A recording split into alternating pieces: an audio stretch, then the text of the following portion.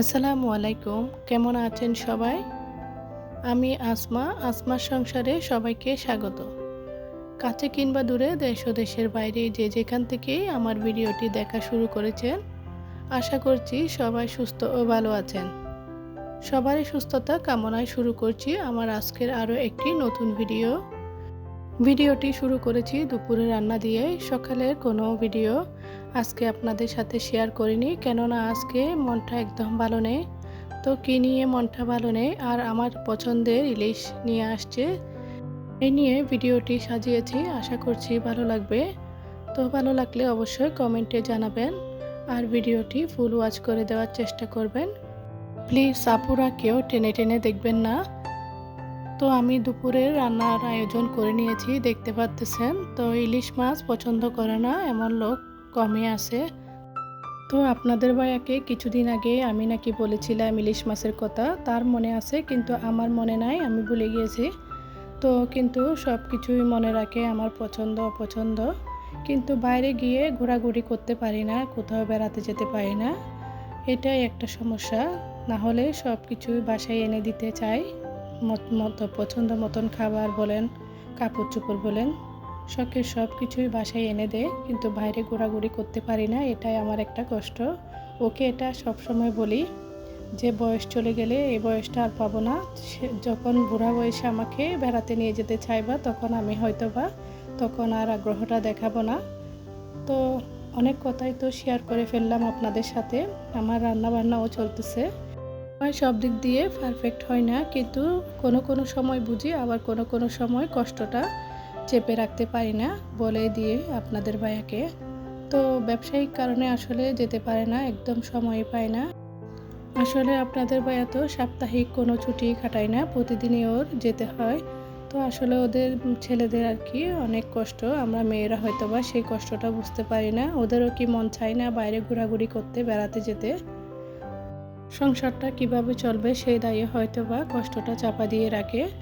তো মাঝে মাঝে বলে, মাঝে মাঝে আবার বিরক্ত হয় এই কথাটা বললে। আমি আসলে বিরক্তটা হয় এই কারণে আমাদেরকে নিয়ে যেতে পারে না, সেই কষ্টে ইমোশনাল হয়ে গেছি, অনেক কথাই বলে ফেললাম। তো রান্নায় ফিরে আসি আবারও।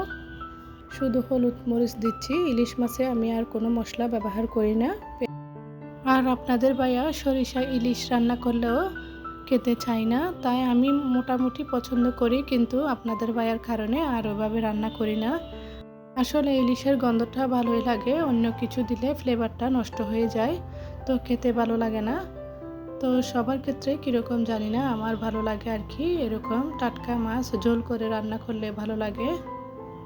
তো অর্ধেক রান্না করেছি, আরও অর্ধেক রেখে দিয়েছি। তো আরও অন্য কোনো সময় হয়তোবা যখন মন চাইবে তখন রান্না করে নিব। তো আমি ইলিশ মাছের মাথাগুলো রেখেছি বেগুন দিয়ে রান্না করার জন্য। বেগুন কিংবা কচু দিয়ে রান্না করলে ও ইলিশ মাছের মাথা দিয়ে রান্না করলে খুবই মজা লাগে।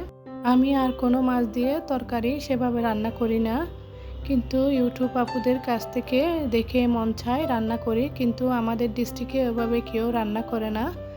তো যার যেরকম খাওয়া অভ্যস্ত আর কি। তো কচু কিংবা বেগুন এরকম ইলিশ মাছের মাথা দিয়ে রান্না করলে ভালোই লাগে।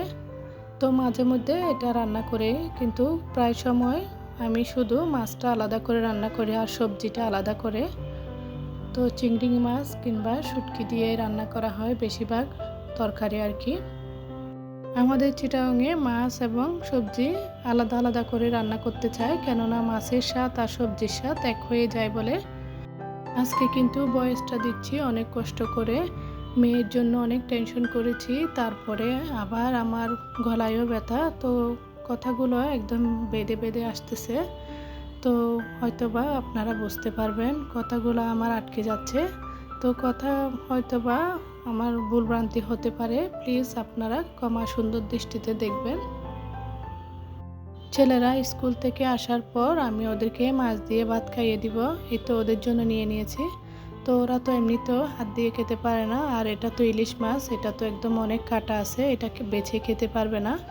তো ওদেরকে আগে খাইয়ে আমি এখন আপনাদের ভাইয়ার জন্য এই নতুন টিফিন ক্যারিয়ার দিয়ে উদ্বোধন করব।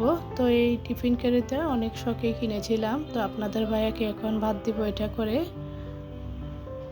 এখন আমি ভালোভাবে ধুয়ে নিব, স্টিকারগুলোও তুলে নিব। ভিডিওর এ পর্যন্ত এসে আপুদের থেকে লাইকটি চেয়ে নিতে ভুলে গিয়েছি। প্লিজ আপুরা একটি লাইক দিতে ভুলে যাবেন না। আর আমার মিষ্টি প্রিয় আপুরা আমার ভিডিওটি ফুল ওয়াচ করে দেওয়ার চেষ্টা করবেন। আজকে কিন্তু বললামই আপনাদেরকে মনটা একদম ভালো নেই। গতকাল রাতে আমার মেয়ে করিডোরে খেলতে গিয়ে ওর ফ্রেন্ডস ছিল, তো ওরা সহ খেলতেছিল। ওর হাতে একটা আতরের বোতল ছিল, ওই বোতলটা নাকি হাত থেকে পড়ে ভেঙে গেছে। ও নাকি নিচে থেকে ভাঙ্গাগুলা নিয়ে ডাস্টবিনে ফেলতেছিল। ও আমাকে বলেও নাই, এসে একটু বললে হয়তো বা আমি ওগুলা ফেলে দিতাম। তো নিজে নিজেই একটু কাজ করে নিচ্ছিল, তো হাতে ভালোই কেটে গেছে। তো ছোট বাচ্চা কাটছে, এতটুকু অনেক ব্লিডিং হয়েছে, সহ্য করতে পারে নাই। ও প্রচুর কান্নাকাটি করছে, ও ব্লাড দেখে আর কি, পরে একদম রক্ত লাল হয়ে গেছে ওখানে। তো আমি তাড়াতাড়ি নিয়ে এসে বাসায়, তখন আপনাদের ভাইয়াও চলে আসছে। আসার পরে আপনাদের ভাইয়া কোনো মতে ওকে শান্ত করালো, কিন্তু ও কোনো মতে শান্ত হচ্ছিল না, কান্নাকাটি জ্বলতেছে আর ওষুধ লাগানোর পরে। তো কিছুটা সময় পর ওকে একটু ব্যান্ডেজ করিয়ে দেওয়ার পর ও কিছুক্ষণ পর যাতে শান্ত হয়ে গেছে, ও আমাকে বলতেছে এটা একটু ভিডিও করে আন্টিদেরকে দেখাও। তো ও নিজে থেকে এই কথাটা আমাকে বলতেছে। তখন আমি আমার মেয়ের দিকে তাকাতে পারতেছিলাম না, আমিও কান্না করে দিচ্ছিলাম। এভাবে বড় ব্যথা ও কখনো পাইনি বলে আমার অনেক কষ্ট লাগতেছে। তো আপনাদের ভাইয়া তো একটুখানি ব্যথা পেলে ছেলেরা কিংবা মেয়ে, ও কিন্তু প্রচণ্ড রেগে যায় আর রাগগুলো আমার উপরে ঝাড়ে। তো যখন যেমন কি সব দোষ আমারই, তো তখন রেগে যাচ্ছিল, আমি কিছুই বলতেছিলাম না। তো পরে যখন শান্ত হয় তখন বুঝাই আর কি, কিন্তু বুঝিয়ে কোনো লাভ নাই। সে আবারও যখন ছেলে কিংবা মেয়ে ব্যথা পায়, সে আর নিজেকে ঠিক রাখতে পারে না। তো আমি এদিকে কথা বলতে বলতে আপনাদের ভাইয়ের জন্য নতুন টিফিন ক্যারিয়ার দিয়ে ভাত বেড়ে নিয়েছি। দুজনের জন্য ভাত দিচ্ছি। ইদানিং দুজন ভাত খাচ্ছে আপনাদের ভাইয়ের সাথে, সেলম্যান যে আছে তাকেও নাকি খাওয়াচ্ছে।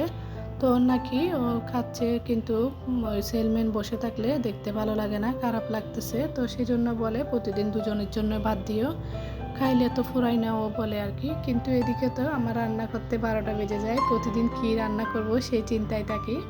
অল্প একটু তরকারি থেকে গেলে পরের দিন হয়ে যেত, কিন্তু আরেকজন বাড়তি খাবে, সেজন্য আমার বাড়তি কিছুই রান্না করতে হয়।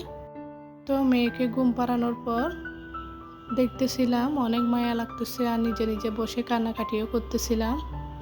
আসলে মায়েদের মনে হয় এরকমই, মনটা বাচ্চাদের যদি কোনো কিছু হয় তখন মায়েরা আর ঠিক থাকে না। আর এমনিতেও বাচ্চারা ঘুমাইলে অনেক কিউট লাগে, মন চায় শুধু আদর করি।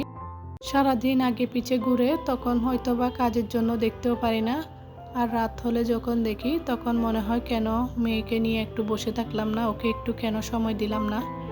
ওকে হয়তো বা বাইরে গিয়ে আমি একটু দেখলে হয়তো বা এই ব্যথাটা আর পেতো না, সেই চিন্তায় বসে বসে ভাবতেছিলাম। আর আমার তো আমি টেনশন করি, আর আপনাদের ভাইয়া তো আরও বেশি হাইপার হয়ে যায়। বাচ্চাদের ব্যথা পেলে ও আর নিজেকে কন্ট্রোল করতে পারে না, কি করবে না করবে বুঝে উঠতে পারে না। ভিডিওটি এ পর্যন্ত। আল্লাহ হাফেজ।